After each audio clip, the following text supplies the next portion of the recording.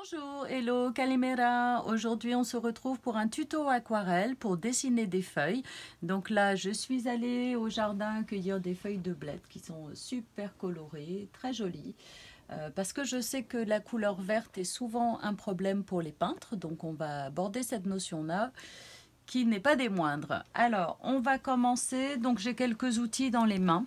Donc déjà le pinceau à la vie comme ça, donc reconnaissable, donc avec la virole, les pinceaux petit gris Raphaël, le pinceau langue de chat et un Langue petit de chat. pinceau traceur. Et oui, un langue de chat, tu vois, il a une petite forme sympa. Et un pinceau traceur ici ou pinceau à filet. Mon petit crayon gris qui va plus me servir maintenant. Le bocal, les couleurs qui sont déjà prêtes, je vais vous les montrer. Donc là, ici, on a un jaune, jaune citron, un jaune cadmium foncé, avec un petit poil de chat dedans, un jaune un petit peu plus clair, je ne sais pas pourquoi je l'ai fait celui-là, un mélange ici, du vert de vessie tout simple, là, sans mélange, du vert de hooker, et là, un mélange avec un peu de vert de vessie, un peu de vert de hooker et un rouge cadmium foncé. Donc, c'est cette teinte-là. Attends. Voilà, tu peux zoomer peut-être sur la palette. C'est cette teinte-là, ici. Un petit peu plus. Voilà, donc c'est un rouge qui est un petit peu plus bleuté que l'autre à côté. On aurait l'impression que c'est un orange. Eh bien non, c'est un rouge de cadmium clair.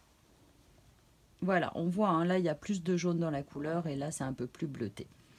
Alors, autrement, les autres couleurs, ici, un rouge alizarine et là, un bleu outre-mer clair. Voilà, donc je vais poser ma palette de ce côté-là et je vais essayer de ne pas passer tout le temps ma main devant le dessin pour qu'on voit bien. C'est une remarque très judicieuse qu'on t'a faite. Oui, c'est une remarque très judicieuse qu'on m'a faite et je vais en tenir compte et en tout cas faire le mieux possible. Alors là, j'ai dessiné quelques feuilles de blette, mais je ne pense pas toutes les faire parce que ça prendrait trop de temps et je voudrais faire un tuto assez court. Donc là, ce que je vais faire cette feuille-là parce que je trouve qu'il y a une belle transparence avec la couleur en contre-jour. Je trouve que c'est très joli. Ouais. Et les nervures des feuilles bien colorées en jaune, c'est vraiment très très sympa. Donc au départ, je vais travailler en technique humide. Donc je vais mouiller le papier avec mon pinceau à la vie en suivant bien mon dessin. Je vais mouiller toute la feuille et la tige aussi.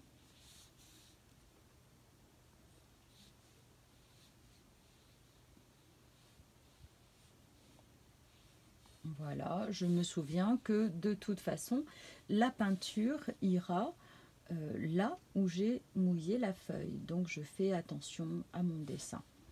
Voilà, je peux faire un autre bout de tige ici parce que je n'ai pas tout fini. On vérifie toujours qu'il y a de l'eau partout. Donc vous voyez, j'ai commencé à mouiller par là. Je vais donc revenir dessus puisque ça a déjà commencé à sécher. Le papier absorbe l'eau assez rapidement.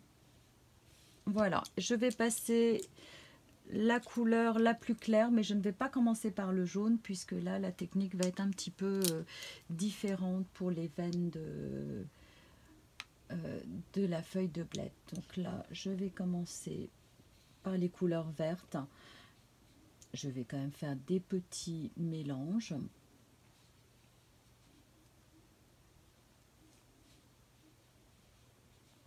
Et essayer de placer les couleurs suivant ce que je vois. Donc je répartis déjà les teintes foncées, les teintes claires et je vais aussi essayer de tenir compte des blancs. Alors là par exemple, donc là comme il y a eu des mélanges, je prends soin de bien touiller la couleur dans la palette. Parce qu'on sait que les pigments se déposent assez facilement au fond. Si ça fuse un peu, pas d'inquiétude. On va rattraper ça avec le pinceau à la vie. On a quand même un petit peu le temps.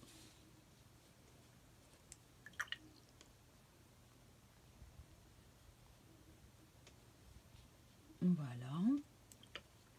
Alors, ici, je vais utiliser mon pinceau à la vie, donc qui a au préalable été mouillé et que je vais essorer pour pouvoir faire un petit peu aspirateur. Je vous ai déjà parlé de cette technique-là. Donc là, alors je vais faire jouer un petit peu, naviguer un petit peu les couleurs, répartir un tout petit peu. Et vous allez me dire, mais le jaune, qu'est-ce que tu en fais? Le jaune, on verra tout à l'heure. Là, il y a trop d'humidité sur la feuille. Donc là, je vais pencher un peu. Je vais faire retomber la couleur au fond. Alors, on sait qu'il faudra quand même 2 à 3 jus avant d'obtenir la teinte définitive. Ne vous pressez pas. N'essayez pas d'avoir la couleur définitive au premier jus. Parce que malheureusement, ça pourrait gouacher votre aquarelle et ce serait quand même dommage. Alors ici, on va ouvrir des blancs, donc toujours avec la même technique, avec ce pinceau à la vie. Donc là où la lumière se pose. Alors vous, de ce côté, par rapport à la caméra, vous n'avez pas la même vision que moi. Donc là, je vais commencer à ouvrir des blancs parce que les nervures n'ont pas du tout la même couleur que la feuille. Là, il est temps de rincer le pinceau et de l'essorer à nouveau.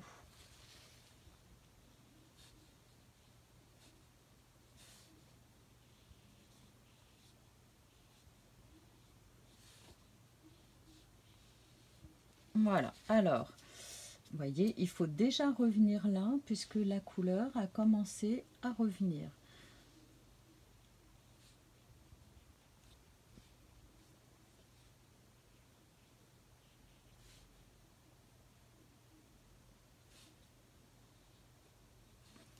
Ça, c'est parce que je ne veux pas perdre mon dessin.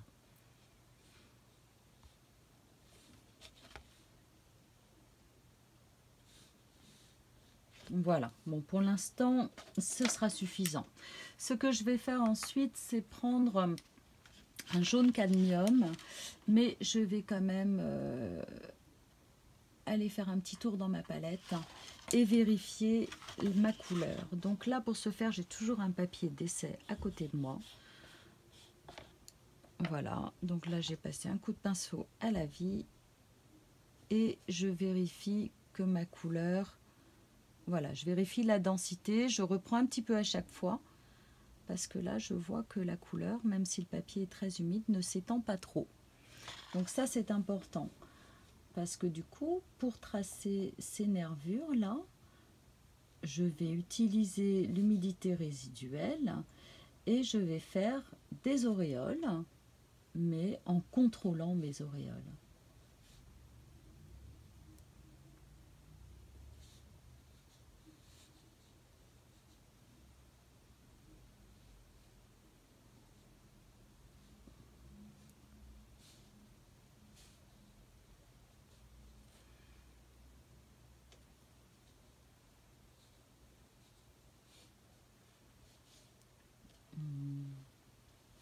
Donc là, de l'autre côté, je ne vois pas la même chose. Alors de l'autre côté, je vois que les blancs sont vraiment très très affirmés. Donc ça, c'est assez sympa. Donc je vais donc continuer à ouvrir des blancs, mais cette fois-ci en mettant uniquement de l'eau sur mon pinceau. Je vais laisser travailler un petit peu l'aquarelle et là, vous voyez, on voit déjà que les blancs commencent à apparaître.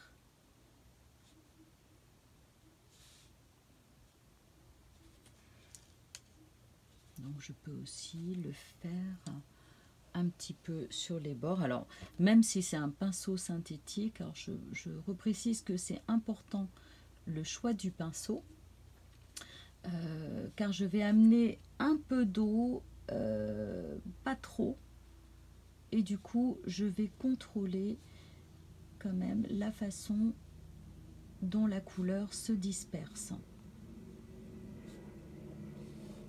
Voilà, donc là du coup on va faire une toute petite pause, le temps de séchage, et je vous retrouve ensuite Alors, comme vous pouvez constater, j'ai encore un peu triché, je me suis avancée parce que je voulais vous montrer plusieurs techniques en fait. Donc là par exemple, j'avais commencé dans l'humide et j'ai fait tenir ma couleur au moyen d'un pinceau à filet et d'une couleur plus concentrée. Là, je vais faire différemment. Je vais mouiller les zones dont j'ai besoin et ensuite je vais passer ma couleur à sec. Donc là, voilà, action. Donc là, par exemple, juste ici.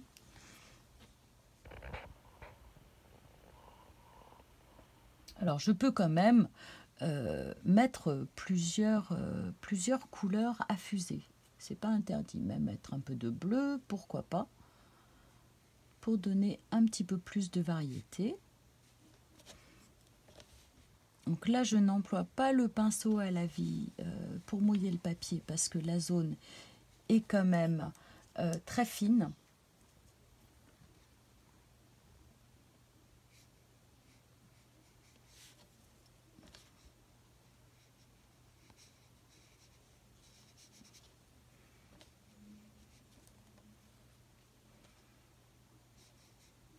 Alors, c'est surtout ici que ça va être plus foncé.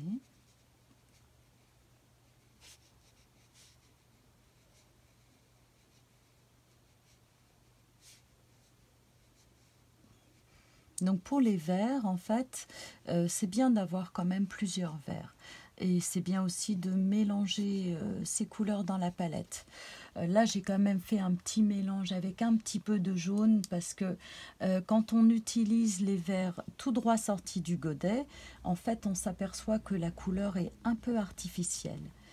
Et du coup, c'est pas ce qu'on veut quand on veut traiter un sujet de manière réaliste ou même éventuellement faire une aquarelle botanique. Donc là, j'enlève un petit peu d'eau, il y en avait un petit peu trop. Je passe la couleur la plus claire au début. Et comme il y a un petit retour de feuilles, je vais passer la couleur un peu plus foncée par ici. Je vais essayer de rétablir le dessin. Voilà, donc vous constaterez que je n'ai toujours pas de graphigum. Ça se fera au déconfinement, je pense. Puisque là, j'ai laissé mon matériel.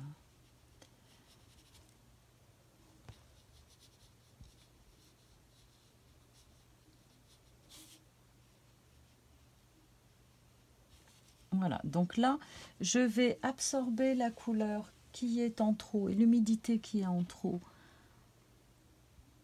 en penchant un petit peu la feuille. Je n'ai pas pris le pinceau à la vie, mais avec celui-là, ça marche aussi. Comme il y a des retours, des petites feuilles un peu retournées, je vais passer une teinte un peu plus foncée. Si ça fuse un petit peu, franchement, ce n'est pas la catastrophe. N'ayez pas peur de ça. Je dis toujours aux gens, vous n'êtes pas des photocopieuses. On s'inspire de la nature, certes, mais on n'est pas obligé de tout copier.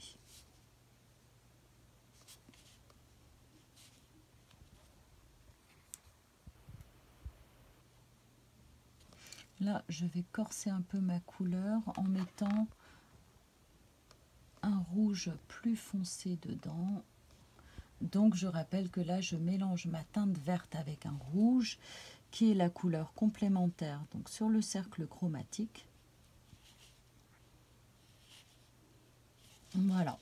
Alors, par exemple, ici, je vois que là, c'est pareil. Il y a aussi des teintes un petit peu plus foncées et là, plus claires, puisque la lumière vient de ce côté-là.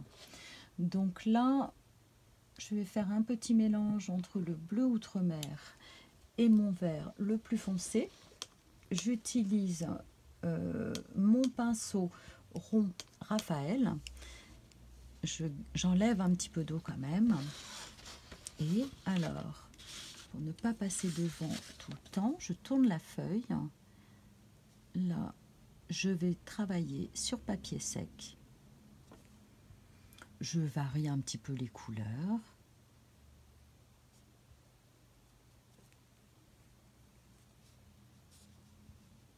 Ah, ça va beaucoup plus rapidement pour l'intensité des couleurs quand on travaille sur papier sec, hein, comme vous pouvez le constater. Je peux tirer à l'eau. Donc là, je vais faire ça par exemple sur cette zone-là qui est un peu plus étendue. Donc je touche à peine ici, vraiment la lisière, et je vais jusqu'au bout de mon dessin. Je ne vais pas le faire partout, histoire qu'on puisse voir les différences à la fin. Voilà, donc là, on commence à avoir l'impression de la feuille qui se retourne. Je vais sécher 2 petites secondes et on se retrouve après. Donc comme vous constatez, je me suis un petit peu avancée. Donc là, je vais m'occuper donc déjà des nervures ici, de la tige. Donc on voit qu'elle est quand même un petit peu dentelée, elle a quand même du volume. Et donc on va le faire avec un courant d'eau, on va mélanger les couleurs, les clairs, le jaune citron, le jaune cadmium foncé, et je vais aussi me servir de la plume. Donc là, je l'ai déjà employé cet outil-là. Vous vous souvenez, je pense qu'il faut faire très attention et vraiment pas appuyer beaucoup, et on s'en sert exclusivement dans l'humide. Ça ne sert à rien sur papier sec. Donc là, je vais déjà m'occuper de la tige. Donc là, je ne vais pas tracer de courant d'eau pour ça, parce que là, c'est vraiment une toute petite zone. Donc là, j'avais travaillé en humide au départ. Ensuite, j'ai passé les couleurs à sec. Donc là, je mets une couleur un petit peu plus foncée, puisque du coup, je profite de l'humidité résiduelle pour mettre ma couleur à fuser dedans. Voilà. Donc celui-là, je considère que c'est fait. Et donc là, par contre, pour le courant d'eau, donc je vais mouiller avec une bonne bulle d'eau. Voilà, je mouille mon papier consciencieusement. Je fais attention pour que l'eau ne déborde pas, puisque je sais que la couleur va aller se nicher là.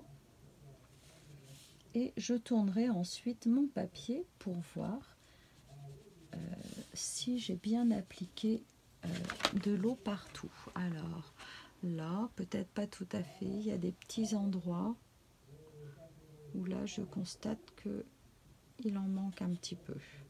Après, bon, c'est pas non plus très très grave si je ne cherche pas à atteindre la perfection. Loin de là. Donc là, je vais appliquer la couleur avec mon petit pinceau à filet, parce que j'ai pris l'habitude de l'utiliser, mais vous pouvez aussi bien employer un autre petit pinceau comme ça. Même une martre, là c'est un pinceau synthétique, mais vous pouvez employer une martre. Il n'aura aucun problème. Alors là, donc je rappelle que le but de ce courant d'eau, c'est de mettre de la variété dans les couleurs.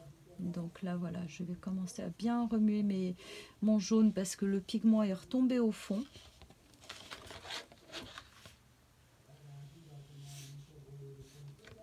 Alors, quand je passe la teinte dans l'humide, vous voyez, je ne traîne pas. Parce que si je traîne, ça va donner ça. Quelque chose qui va s'étendre comme ça. Et moi, je veux quand même avoir des traits. J'ai oublié cette zone-là. Et là, du coup, je vais absorber la couleur de mon papier parce que j'ai quand même un petit peu trop d'eau. C'était ce qu'il fallait pour appliquer les teintes, mais maintenant... Et je vais quand même aller au bout de mon dessin. Voilà. Donc, comme la peinture est bien fraîche, je prends ma plume et là, je vais commencer à graver dans le papier. Donc, évidemment, je fais attention à bien suivre le relief de la plante.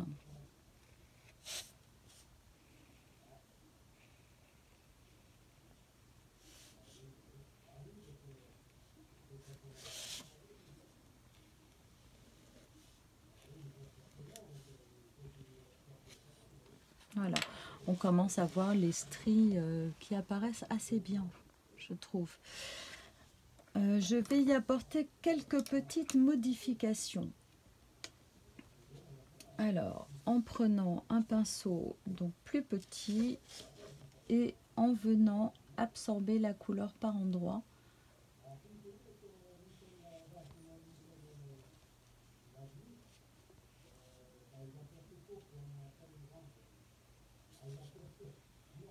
On entend bien les voisins qui parlent. Je ne sais pas si on l'entendra sur la vidéo. Oh, sans doute que si. Sans doute, hein. T'as bien fait de rester coincé à la maison pendant le confinement. J'espère que tu vas rester après le 11 mai. Oh pitié, j'en ai marre de bouffer du quinoa.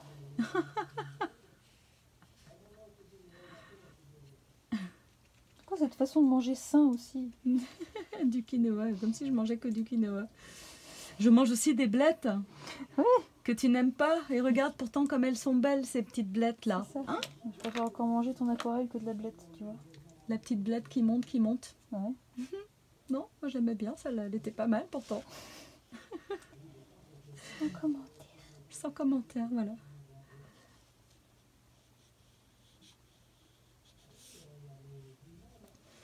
On peut varier aussi, alors quand on arrive près des feuilles, à mettre un petit peu de vert. Je vais le mélanger avec le jaune citron.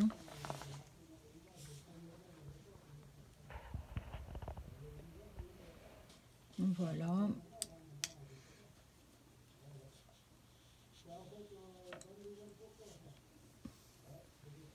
Alors là, j'ai fait une bêtise. Donc quand on fait une bêtise, pas de panique. Voilà, on prend son pinceau et on absorbe. Il faut quand même laisser quelques petites nuances. Hein. Alors, il y en avait une autre feuille de blette que j'aimais bien, mais celle-là, vous voyez, un veinage rouge. Donc, je l'ai faite de côté, j'ai pas dessiné la tige. Donc là, je vais commencer à passer ma couleur plutôt claire. Alors, je vais la retravailler avec une teinte un peu différente. Un vert de hooker mélangé avec le jaune citron. Voilà, finalement, je crois que je vais prendre la couleur là parce que je vais en rajouter.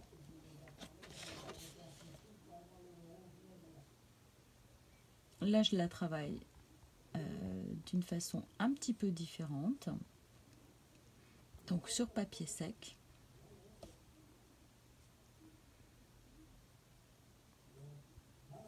Alors, il y a un retournement de feuilles que vous ne voyez peut-être pas tout de suite. Et je vais quand même, du coup, profiter un petit peu de l'humidité. Je ne regarde plus mon modèle, hein, donc si ça se trouve, la feuille n'a pas tout à fait cette allure-là.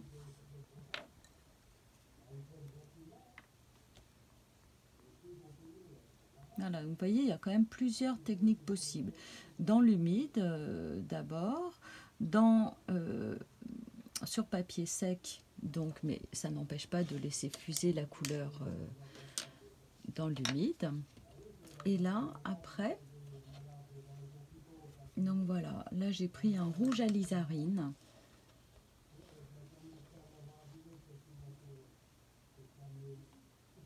Donc c'est pas très grave si ça fuse, hein, au contraire.